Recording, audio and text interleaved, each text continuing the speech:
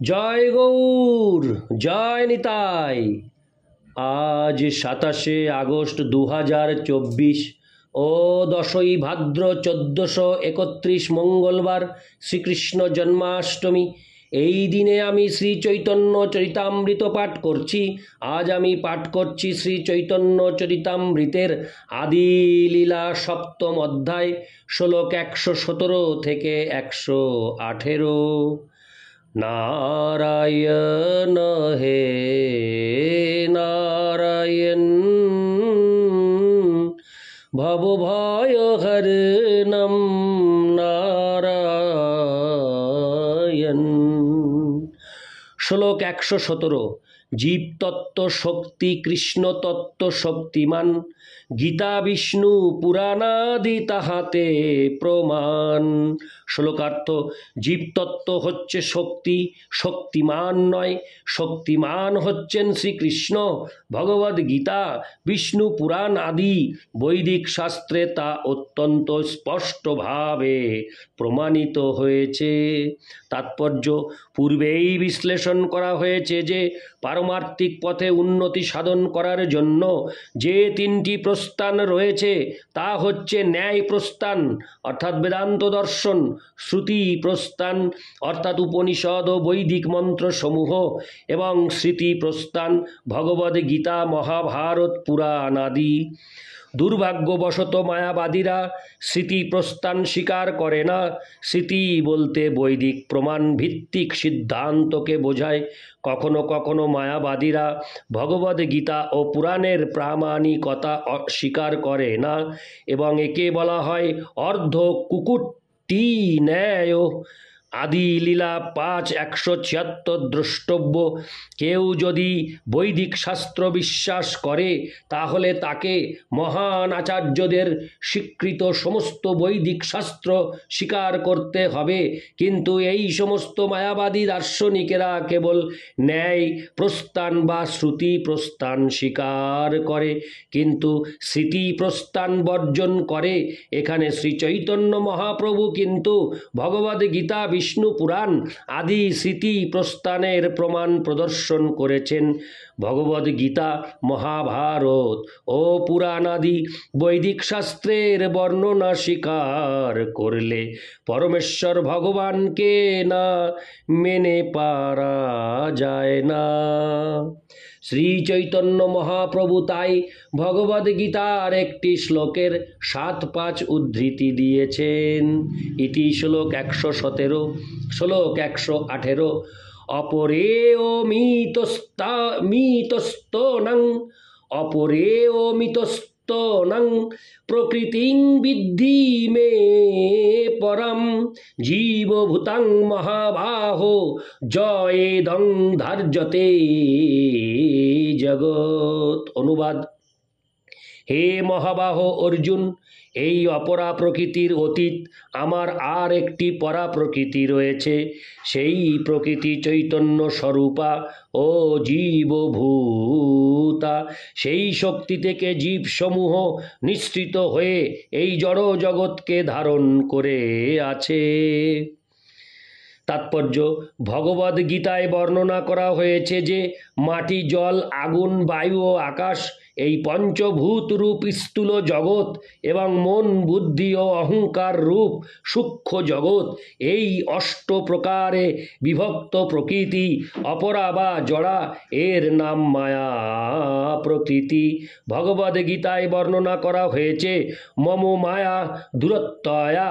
মায়া নামক আমার এই নিকৃষ্টা শক্তি এতই প্রবল যে জীব যদিও এই শক্তি সম্ভূত নয়, তবুও এই নিকৃষ্টা প্রকৃতির মহতী শক্তির প্রভাবে জীবীভূত, তার স্বরূপ বিস্মৃত হয়ে এই মায়ার দ্বারা আবদ্ধ হয়ে পড়েন।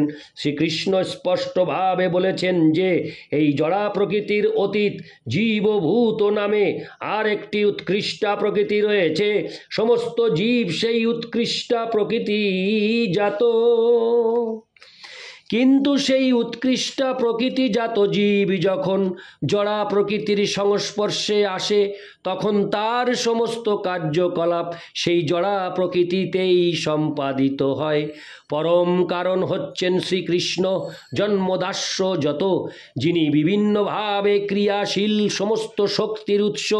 ভগবানের উৎকৃষ্টা ও নিকৃষ্টা উভয় শক্তি রয়েছে এবং তাদের মধ্যে পার্থক্য হচ্ছে যে উৎকৃষ্টা প্রকৃতি বাস্তব, কিন্তু নিকৃষ্টা প্রকৃতি সেই উৎকৃষ্টা প্রকৃতির প্রতিফলন।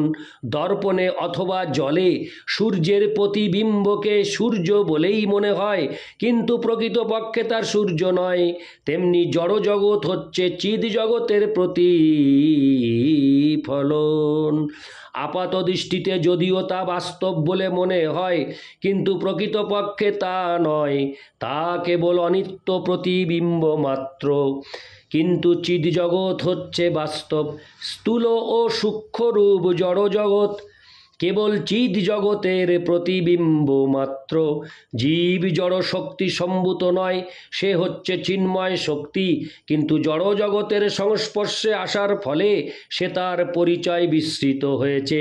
তার ফলে জীব নিজেকে জড় বলে মনে করে যন্ত্রবিদ, বৈজ্ঞানিক, দার্শনিক প্রভৃতি রূপে প্রবল উদ্দামে জড় কার্যকলাপে লিপ্ত হয়। সে জানে না যে সে আসলে জড় পদার্থজাত নয়, সে হচ্ছে চিন্ময়। এভাবেই তার প্রকৃত স্বরূপ বিস্মৃত হওয়ার ফলে সে এই জড় জগতে বেঁচে থাকার জন্য কঠোর সংগ্রামে লিপ্ত হয়। এই আন্তর্জাতিক কৃষ্ণ ভাবনামৃত আন্দোলন তার সেই স্বরূপগত চেতনার পূর্ণ জাগরণের চেষ্টা করছে। বিশাল গগনচুম্বী অট্টালিকা তৈরি, মহাশূন্যে উপগ্রহ ক্ষেপণ আদি কার্যকলাপের মাধ্যমে তার বুদ্ধিমত্তার পরিচয় পাওয়া যায়। কিন্তু এই ধরনের বুদ্ধিমত্তা উন্নতির পরিচায়ক নয়। তার জানা উচিত যে তার একমাত্র কর্তব্য হচ্ছে এই জড় জগতের বন্ধন থেকে মুক্ত হওয়া। যেহেতু জড় কার্যকলাপে তার মন নিমগ্ন থাকার ফলে তাকে বারংবার এই জড় জগতের জড় দেহ ধারণ করতে হয়, এবং যদিও সে ভ্রান্তভাবে নিজেকে অত্যন্ত বুদ্ধিমান বলে দাবি করছে, কিন্তু জড় জগতের পরিপ্রেক্ষিতে সে মোটেই বুদ্ধিমান নয়।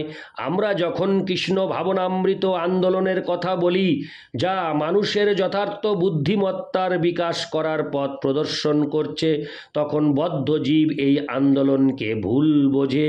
জড়জাগতিক কার্যকলাপে সে এতই মগ্ন যে সে বুঝতে পারে না বড় বড় বাড়ি তৈরি করা, চওড়া রাস্তা তৈরি করা আর গাড়ি তৈরি করার ঊর্ধ্বে তার আর কোনো উন্নততর কার্য থাকতে পারে যা প্রকৃত বুদ্ধিমত্তার উপর প্রতিষ্ঠিত। এটি হচ্ছে মায়োয়াপরিত জ্ঞানা বা মায়ার প্রভাবে বুদ্ধিভ্রষ্ট হওয়ার প্রমাণ। জীব যখন এই ভ্রান্ত ধারণা থেকে মুক্ত হয়, তখন তাকে বলা হয় মুক্ত জীব। এভাবেই কেউ যখন যথার্থ মুক্তি লাভ করে, তখন সে আর এই জড় জগতের পরিপ্রেক্ষিতে নিজের পরিচয় প্রদান করে না। মুক্তির লক্ষণ হচ্ছে জড় জাগতিক কার্যকলাপে ভ্রান্তভাবে লিপ্ত থাকার পরিবর্তে চিন্ময় কার্যকলাপে মগ্ন হওয়া। অপ্রাকৃত প্রেম ভক্তি হচ্ছে চিন্ময় জীবাত্মার চিন্ময় কার্যকলাপ। মায়াবাদীরা চিন্ময় কার্যকলাপের সঙ্গে জড় কার্যকলাপের পার্থক্য বুঝতে পারে না, কিন্তু ভগবদ গীতায় 14:26 প্রতিপন্ন হয়েছে, মাং চ যোহব্যভিচারেণ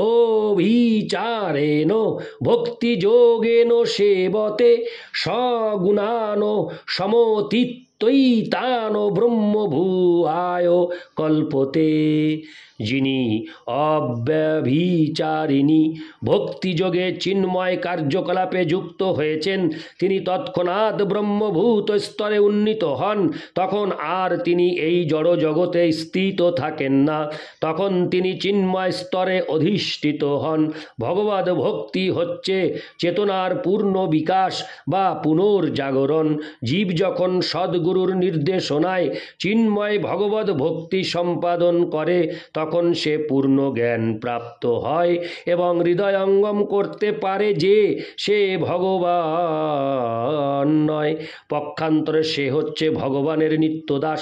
শ্রী শ্রী চৈতন্য মহাপ্রভু সেই সম্বন্ধে বলেছেন, জীবের স্বরূপ হয় কৃষ্ণের নিত্যদাস। চৈতন্য চরিতামৃত মধ্য 20:108।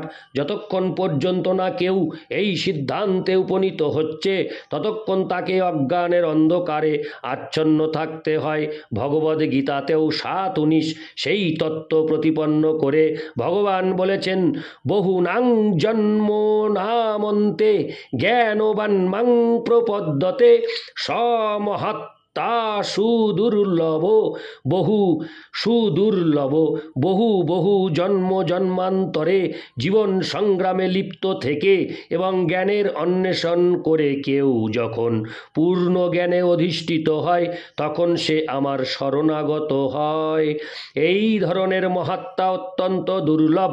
অতএব মায়াবাদীদের যদিও অত্যন্ত জ্ঞানী বলে মনে হয়, কিন্তু তবুও তারা পূর্ণ জ্ঞান লাভ করতে পারেনি। সেই পূর্ণ জ্ঞানে উপনীত হতে হলে তাদের অবশ্যই স্বতঃস্ফূর্তভাবে শ্রীকৃষ্ণের শরণাগত হতে হবে। ইতি শ্লোক 118। নারায়ণ হে নারায়ণ ভবভায় হরণম নারায়ণ লক্ষ্মীকান্তম কমলনয়নম মঙ্গলচরণম নারায়ণ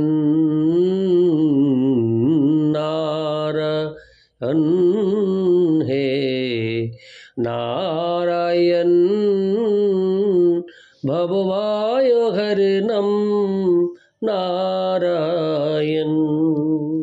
জয় গৌর, জয় নিতাই, রাধে রাধে, হরে কৃষ্ণ, হরি বল।